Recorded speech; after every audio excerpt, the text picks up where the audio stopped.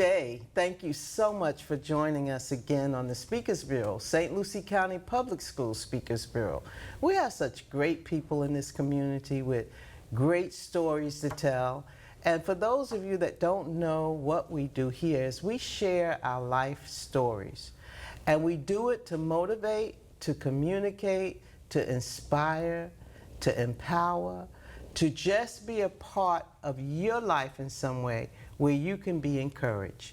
And so today we have a wonderful speaker here. Feel so privileged to have you with us, and just hearing so much about his background and what he does today has been very inspiring to me, and I want to share that with you. So sit back and enjoy it as we learn of his life story. He is Mr. Derek McSween, and he is the Director of Maintenance, Services, and Projects, and Building Services at that. So, Mr. McSween, is it okay if I call you Derek today? Please do, and good morning. Good morning, and thank you so much for attending the Speakers Bureau. Thank you very much. I appreciate it. My pleasure. Can you start out with telling us, now you work for St. Lucie County Public Schools. Yes. And tell us how long you've been here, what you actually do, what your services are to this district. Wow. I've been here 2 years in February, so I've been just a little bit over a year and a half. I'm over custodial, grounds, maintenance, and capital projects and facilities. So what we do is on the maintenance and capital facility side, I have about 67 technicians who work with me, 4 or 5 project managers, and we oversee the day-to-day operation of maintaining our facilities. We have about 6.5 million square feet of space that we take care of, over 39 campuses that have several buildings to each campus. And we're in the process of building 2 new high schools, which is going to add another 500,000 square feet to our volume. So we have about 7 million square feet that we take care of on the maintenance side. Now with the maintenance, you understand that somebody has to clean these buildings. Oh, yes. So we're over the custodial crew as well, and I have about over 300 custodials who work for our division. And thank goodness I have really good leadership who oversees and who's underneath my wing. You know, I provide the vision, I provide the leadership, they do the work. But I have to make sure that everything is on task, that everything is programmed out, that everything is scheduled. So we had without you being there, everything would fall apart. And there wasn't a director here for a while. So I came in, and the shop had been empty for a little bit, so I had to come in from the private industry into public. And that's a mindset change in itself, because now I bring expectations, accountability, processes, procedures that they weren't used to having before. And then with the maintaining, you have to clean, so you have the custodial, and then we have the grounds. And we have to take care of all of the cutting of the grass, the hedging, the maintenance on the interior and the exterior of the school. And we do this on a daily basis, and over 400 people. And thank goodness everybody is working together beautifully as a team to make sure that we have the best schools in the state of Florida. And I know that you even have to, your crew and team have to remove any critters that might come on. I mean, just recently there was a snake, wasn't it? There was a snake, and then over at St. Lucie High School, there was an 8-foot alligator that was roaming around. We get raccoons, we get all kinds of critters out there. Now, do you call another company or something to come get them? Well, thank goodness we got a couple of people on staff. One gentleman, Eric, he's our critter guy.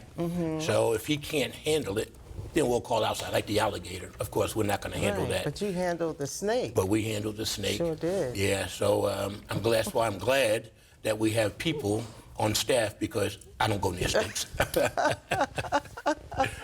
But you know how to direct the people who do. But I know how to direct the people who do to make sure. That's right. That's my biggest job. Mr. Derek, is there anything else you wanted to share about the work? No, it's very rewarding. We have a lot of work right now on the table in St. Lucie County. We have 2 new high schools that are under construction right now, 250,000 square feet each. We have a new K-8 that's Yes. getting ready to get put on the Yes. table. Yep. Now, you can't just say that and not tell us where. Yes, this is going to be over in the Tradition area. We have the new high school going over at Fort Pierce Westwood. Right, We have another high school going over in off of Crosstown in Tradition. Right. We are currently replacing the roofs, total replacement, at Centennial and St. Lucie West K8. We are replacing the entire HVAC, heating, ventilation, and air conditioning systems, which means we're taking out all the duct work, which means we got to remove all the ceiling, the lights, and everything else at 4 schools: Forest Grove Middle School, over at Manatee, at Mariposa, and at Dale Cassins, and trying to do these jobs simultaneously. Sometimes while school is in session, we have to segregate the work to make sure it's being done safely while kids are on campus, and then we try to crunch in as much as we can during the summer times. Those are the major projects, and then we have playgrounds that we're doing 10 different playgrounds that we're replacing, and we're also replacing carpet with tile for indoor air quality. It's a constant job, It's isn't a it? Constant constant just job. rolling over and doing and more and yeah. We have what we call a 5-year capital outlay Yes. plan. And we understand that there's a life cycle for roofs, there's a life cycle for HVAC systems. So we have this on a schedule so we know when we have to come in and replace various components of a system. Thank you so much for coming to St. Lucie County. How long have you been here? I've been here a year and a half, but I've been doing K-12 in schools for almost 30 years. Okay. So I came from Charlotte, North Carolina. Okay. I was assistant director on a $2 billion school program up there. They had 212 schools. Then I moved here from Austin, Texas, where I was overseeing $800 million school bond program that we were doing for 2 districts out in Austin. And then my mom got sick, and I had to leave Austin and come here to take care of mother.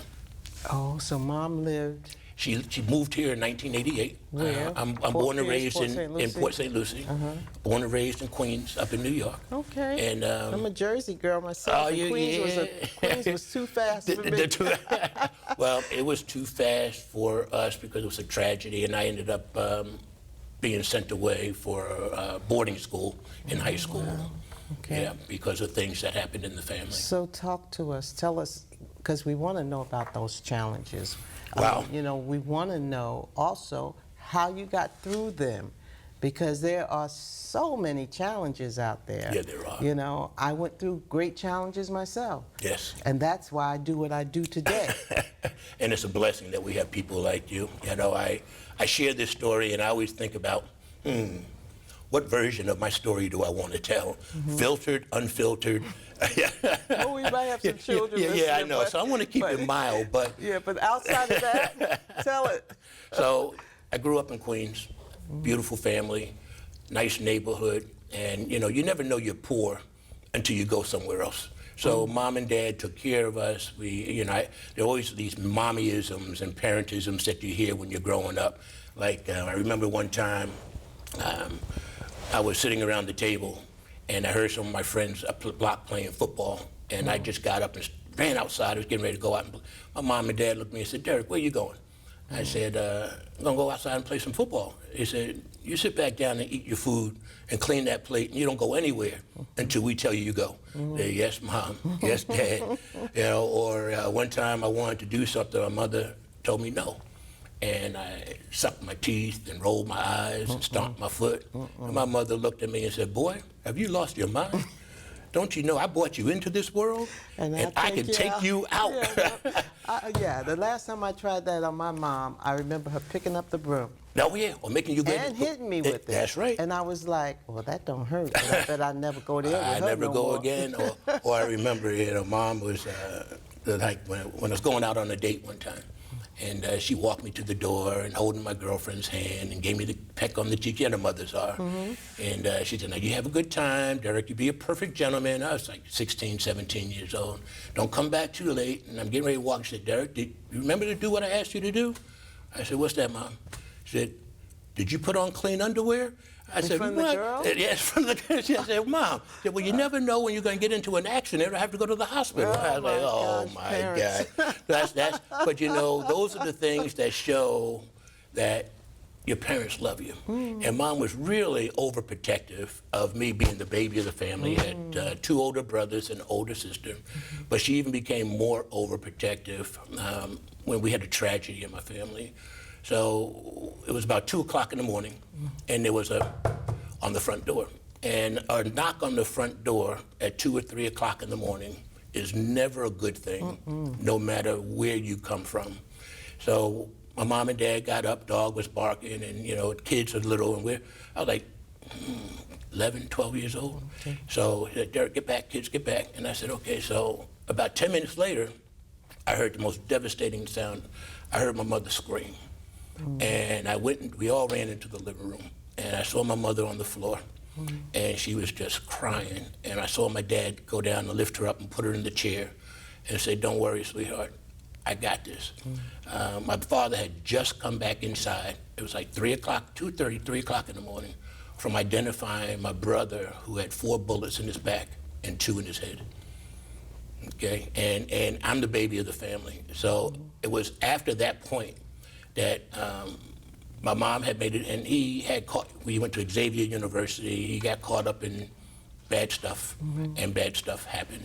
And Mom was really wanting to take care of me, so she had me apply to all these prep schools. I didn't even know what a prep school was. I didn't know what a boarding school was. But my junior high school principal had taken me underneath his wing. I remember his name, Mr. Seymour. He was one of my mentors back then. And I said, well, what school should I go to? He said, go to this one. He said, John F. Kennedy Jr. went there, and he graduated, and if it's good enough for him, it's good enough for Derek. And it was a school called Choate in Wallingford, Connecticut. And it was the 3rd best boarding school at the time in the United States.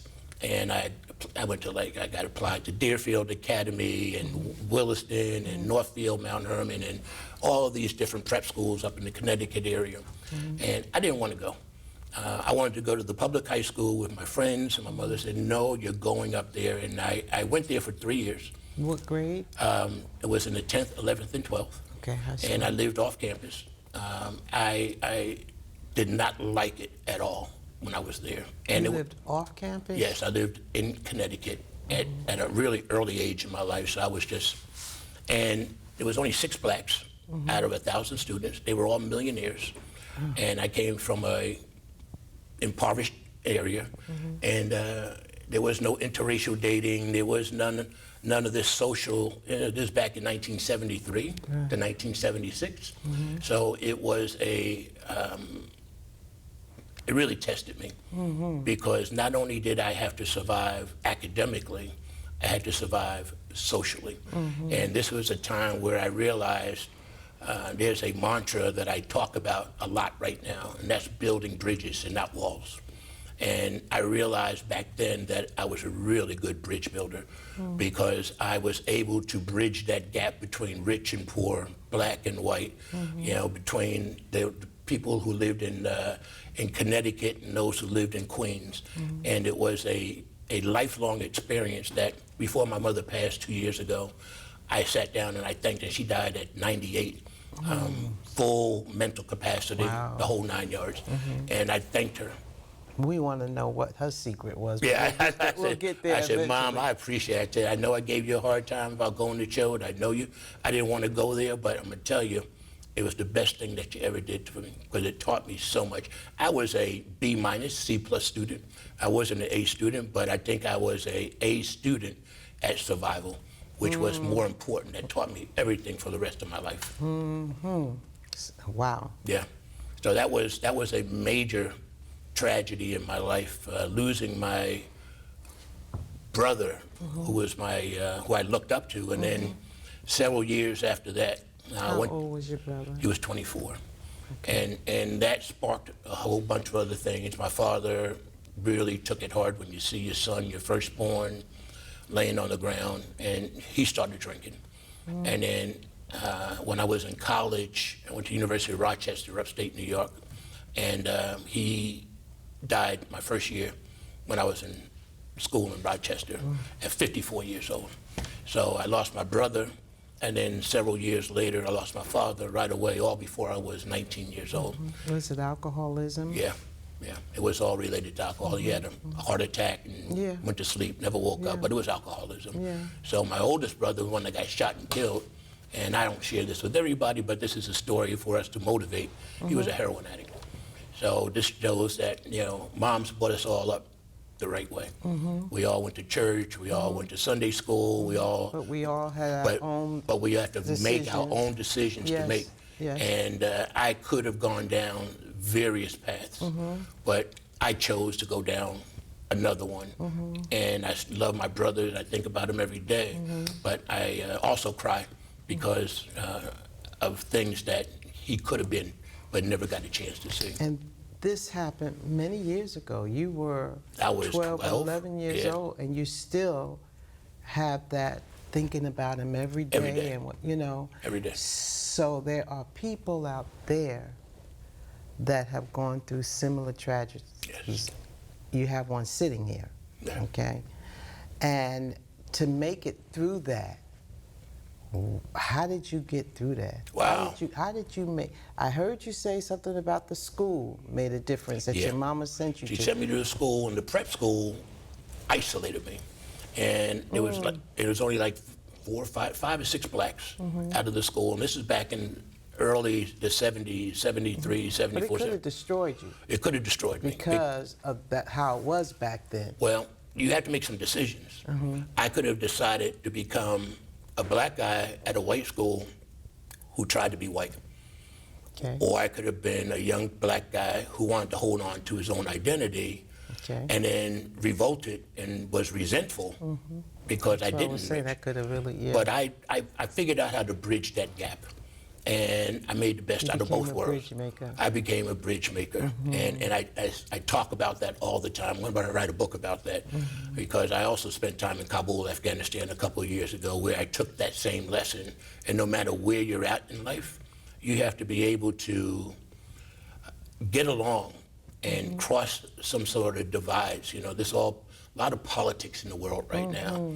And I'd say people that you got to choose people over politics. You know, when these political guys come up, and it's the Republicans, the Democrats, or whatever it is, I always ask myself, no matter what policy they're trying to, is it good for the people? Not good for the party, but is it good for the people? And that's what I try to maintain and try to figure out. You need to become a good politician. You're not the first person that said that. You're not in your calling. I think that ship is past, you know, but I do stay involved, and I like to stay connected, and I like to share the stories because I don't have any children. And I like to pass on the knowledge that I have with others and share as much as I can. I met a retired teacher last week, and she said something similar to that. She said, I have all this wealth inside of me. She says, I'm retired with all this wealth. That's right. And I don't think she's doing any volunteer work. Now, I might be wrong. Yeah. But it's like, she's like, it was a void in her. Yeah. Because she says, I got all this wealth. We need to share it. What am I doing with it? That's right. You know? We need to share it with as many people as we can. It's really, really, really important. And what that does is it fulfills us. That's right. We're helping a lot of folks, but we're being fulfilled by... It's very cathartic. Right. You get yourself healed by helping others. That's a good way of putting it. Yes. You get yourself healed by helping others. So true. There's work that I've done in the past, and I've been asked, why do you do it? And I said, because I'm greedy. Yes. And they said, what do you mean by that? I said, because I get back so much more than I give. That's right. So I can't, and then my other saying is you can't outgive God, no matter how hard you try. No. So you get a fulfillment, something comes back when you give out like that. I truly believe that. When I, back in 2012, 2013, I was living in Kabul, I was working in Kabul, Afghanistan, and as a private citizen. And I was challenged with a lot of stuff, of course, living in a terrorist country. People don't think, and I was doing construction management and consulting and so forth. And I was also living in Dubai. So I had an apartment in Dubai, I was living in Kabul, and I was going back and forth between the two, and it really taught me a lot. The lessons that I learned back from Choate, how to build those bridges. And I've heard a lot of stories. You hear things about on CNN and MSM, you know, the news and everything else. Oh, these guys are terrorists and you can't trust them. But I went over there and I realized that you have good and bad people everywhere. Everywhere. And I went over there and they treated me like My family. goodness. Now, was I scared? In certain areas, yeah. But when I came back to the States, my mom broke her hip. So I actually came home for 30 days R&R. That's the reason I came back. And my brother was sick, my second brother. And I took my mom and my brother and his girlfriend over to the Civic Center. It was called the Civic Center here in Port St. Lucie at the time, to see a Motown review. And we got back about 10:30 at night and had a great time. And about 2 o'clock in the morning, deja vu all over again. I heard my mother screaming my name, Derek, Derek, get up, get up. When was this now? This is here in Port St. When did this happen? Wow, 6 years ago? Okay. Yeah, 6 years ago. And I heard my mom screaming my name. So I said, oh God, this can't be good. 2 o'clock in the morning. I ran up into the living room and I saw my mom on the ground again over my brother who was laying on the ground, passed out. And I called the ambulance. They called, they got him. I got down, picked my mother up, sat her in the chair, just my dad did. I put my arm around her and said, Mom, don't worry about it. I got this. And she's in her 90s. And she was 92 at the time. Yeah. And my brother went to the hospital. He died 4 days later from liver cancer. Oh, wow. So my mom now done lost 2 sons. So it was at that time I called back to my... How old was your brother?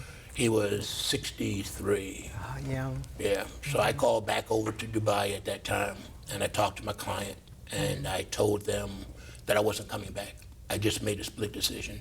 And they said, well, you know, Derek, you just take your time, you know, take care of your family business, and then when you're ready, we'll send you another ticket. I said, no, you don't understand. I'm not coming back. I said, my mother done lost 2 kids, 2 sons. I'm not going to let her lose another one. And I'm going to stay here and take care of her. So I quit my job. I couldn't find a job here in Port St. Lucie at the time. Shortly thereafter, my mom broke her hip and she needed some full-time care. So I did something I never thought I'd do before, and people say I'm crazy. I took a job working at Home Depot on Gatlin Boulevard, stocking shelves from 9 p.m. to 1 a.m.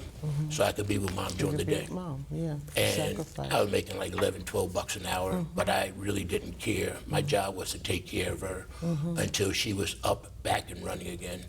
And people always say, well, Derek, you know, you're going to be blessed for taking care of your mother like that. And I said, I'm not doing it for the blessings. I'm doing it because that's my mom. It's the right thing to do. And it's the right thing to do. I said, and I love her just that much. That's right. And I'm not gonna lie to you. I did not want to be in Port St. Lucie. I wasn't the place. You didn't want to be working at I didn't want to be working at Home Depot. This wasn't my, place to be. But here I was, and my friends were right. I was blessed, and here I am as a director and overseeing some 400 people, and sitting here talking with distinguished folks like Dr.